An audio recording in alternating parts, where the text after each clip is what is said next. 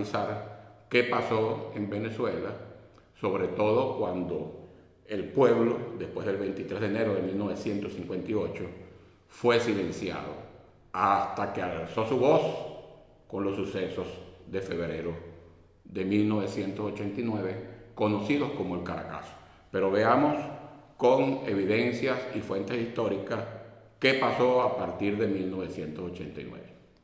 El Nacional 19 de febrero de 1989, Reinaldo Figueredo era el secretario del despacho de la presidencia de Carlos Andrés Pérez. Dice: el Fondo Monetario Internacional es la mejor fuente de recursos. Sabemos, cualquiera que se mete en una computadora, que tenga internet y googlee el Fondo Monetario Internacional, va a encontrar que hay tres condiciones claves para prestar dinero a los estados. Esas son eliminación de todos los subsidios, es decir, lo que ellos llaman el gasto público, la liberación de las tasas de interés y la privatización de los servicios. Vamos a ver qué ocurrió. El Nacional, 28 de febrero del 89, el descontento sacudió a Caracas. Última noticia, 1 de marzo de 1989, suspendidas garantías individuales y políticas, suspendieron la libertad y seguridad personal, suspendieron la inviolabilidad del hogar, suspendieron la libertad de tránsito, suspendieron la libertad de expresión, el derecho a reunión, el derecho a manifestación. ¿Qué siguió? Última noticia, 1 de marzo del 89, el ejército a la calle, arrancó toque de queda.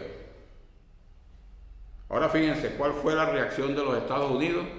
Este es el Nacional del 1 de marzo de 1989. Bush aprueba crédito por 450 millones. Es decir, crédito, al aprobar un crédito, ya sabemos, eliminado todos los subsidios, es decir, eliminado los CLAC, supuesto negado, que aquí llegaran estos individuos de derecha. Privatizarían la salud, la educación. No nos podemos dejar mentir.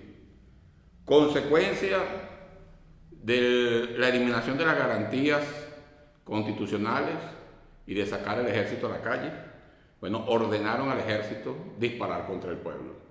Este es el Nacional del 3 de marzo de 1989. 300 muertos y 1.500 heridos en Caracas. Bueno, ahí le falta un cero, porque se cuentan por miles los muertos. Es decir, el pueblo estuvo silenciado, todo lo que fue engañado. Después del 23 de enero de 1958 fue engañado. Le prometieron una democracia, un gobierno del pueblo y para el pueblo, y lo que fue silenciado. Y cuando el pueblo, que ya en esa época vivía en 80%, más del 80% de pobreza, más del 40% de pobreza crítica, alzó su voz, la respuesta fue plomo limpio para los hijos del pueblo. Pero que en ese momento, incluso habiendo disparado contra el pueblo, ¿a dónde estaban los derechos humanos? Se pronunció la OEA, la ONU se pronunció, pero se pronunció el vicepresidente de los Estados Unidos. ¿Cómo se pronunció? Bueno, este es el Nacional del 5 de marzo de 1989. Washington respalda medidas de austeridad. ¿Han visto la diferencia? Plomo para el pueblo, el petróleo de Venezuela era de ellos, Venezuela estaba endeudado y los Estados Unidos le ponía condiciones políticas al presidente de turno, y el vicepresidente de los Estados Unidos dijo lo siguiente, y esto es, repito, el Nacional del 5 de marzo del 89. El vicepresidente norteamericano John Quayle opinó hoy que los disturbios que estallaron esta semana en Venezuela no modifican el deseo de Washington de ver que ese endeudado país instrumente significativas medidas de autoridad. No le importa al pueblo, lo que le importa a los Estados Unidos es adueñarse de las riquezas de Venezuela, de nuestro petróleo. Esto es historia, decía el comandante Chávez citando a Mark Bloch. La incomprensión del presente nace fatalmente de la ignorancia del pasado. Tenemos que saber nuestro pasado para que no nos engañe. Ahora, fíjense, aquí tenemos el Universal del 24 de marzo de 1991. Mire lo que le estábamos diciendo. Aprovechamiento de la faja del Orinoco contempla proyecto del Congreso de los Estados Unidos. Es decir, el petróleo de Venezuela estaba en los inventarios del petróleo de los Estados Unidos. Ahora, a mí jóvenes me preguntan ahí, pero Amelia, ¿y por qué? ¿Qué nos importa a nosotros si le entregamos nuestro petróleo a los Estados Unidos? Si nosotros vamos a vivir bien. Eso es mentira. Hay que ver cómo vivía el pueblo en esa década de los 80 y de los 90. Y aquí están las evidencias, la fuente. Este es el Globo del 19 de noviembre de 1995. Declaraciones de Roberto Rondón Morales, ministro de Sanidad.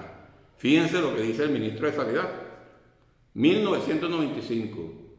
Tenemos que hacer de la salud un derecho rentable, es decir, pagar la salud. Adiós barrio adentro, adiós hospital gratuito. ¿Cómo estaría Venezuela si la salud estuviese privatizada en este tiempo de pandemia del COVID? A donde Venezuela ha tenido una conducta ejemplar y una dirección, el gobierno ha tenido una dirección ejemplar bajo el liderazgo de nuestro presidente Nicolás Maduro en ese tema. Fíjense, para que no se dejen engañar. El Universal del miércoles 5 de junio de 1996. Agenda de la salud elimina gratuidad en los hospitales. Consecuencia de todo esto, miren este periódico, El Nacional del 30 de agosto de 1996. Pueden cerrar centros hospitalarios. 70% de enfermos renales quedaría sin diálisis. No te dejes engañar. Miren esto. El Impulso del 30 de septiembre de 1996.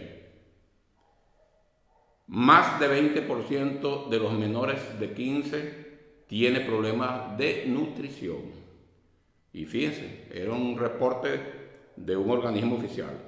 El Instituto Nacional de Nutrición ha reportado que entre los venezolanos menores de 15 años, un 23% tiene problemas de desnutrición, de los cuales un 10% corresponde a desnutrición aguda y un 13% a casos crónicos. El pueblo se estaba muriendo de hambre. Nuestros niños menores de 15 años se estaban muriendo de hambre. Y esos préstamos que le pedían al Fondo Monetario Internacional, ¿había algún programa parecido al de los CLA? No. ¿Qué hacían con ese dinero? Ese dinero se lo daban a los bancos, a los banqueros. Y los banqueros sacaban el dinero y se lo llevaban para el exterior. Y se lo repartían con los políticos de turno que tenían acciones, que eran dueños de esos bancos. Esa es la realidad, compatriota. Usted que me escucha, más allá del chavismo, este es un mensaje para todas y todos. Fíjense, este es el Nacional del 16 de febrero de 1998. Impulsan movimiento a favor de eliminar gratuidad de la educación superior. Hay que recordar cuánto costaba para que un bachiller entrara en una universidad.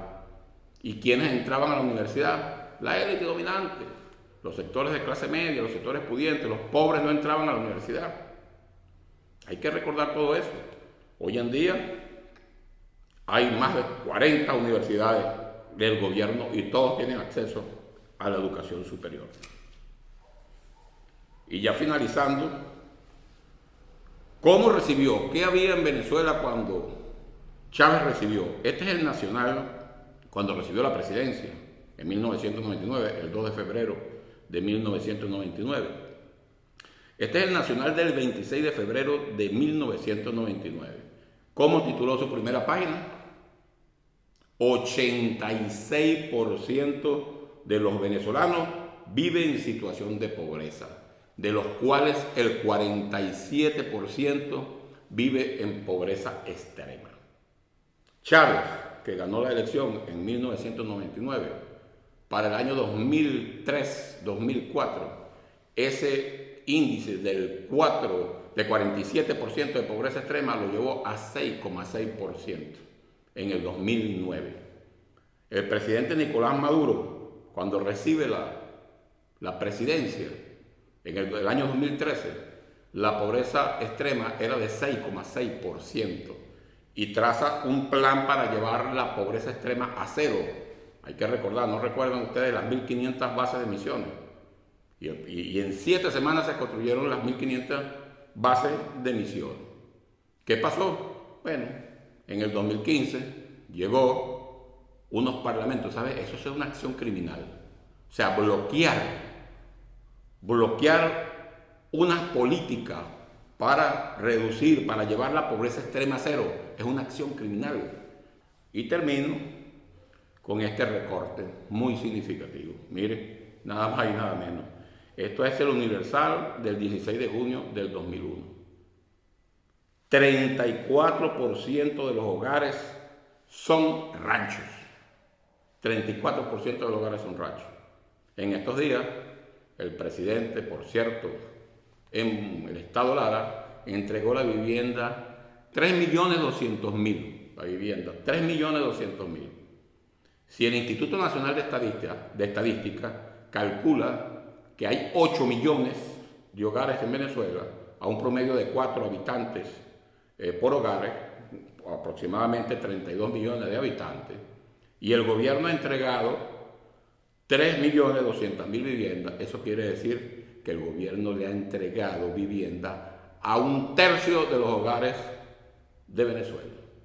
Entonces, compatriota, no te dejes engañar.